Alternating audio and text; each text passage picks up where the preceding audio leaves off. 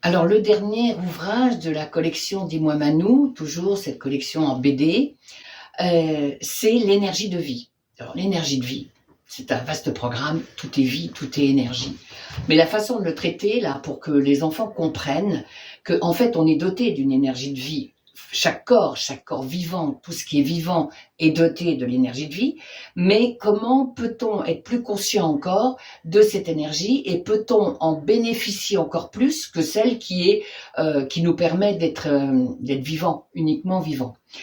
Et là, nous avons pris l'analogie d'une centrale hydroélectrique avec un être humain. Alors, c'est pas très glamour comme ça quand on en parle, mais l'analogie est technique, technologique, puisque une centrale hydroélectrique, c'est pas rien de comprendre comment elle fonctionne. Mais pourquoi le corps humain fonctionnerait de la même manière?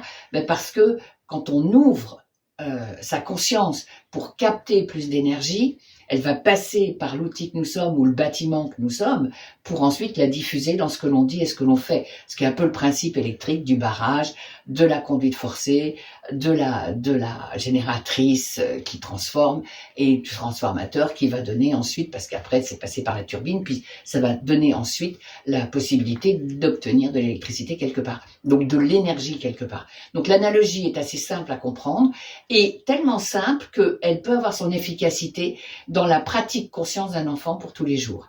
Et de ses parents, évidemment, au passage.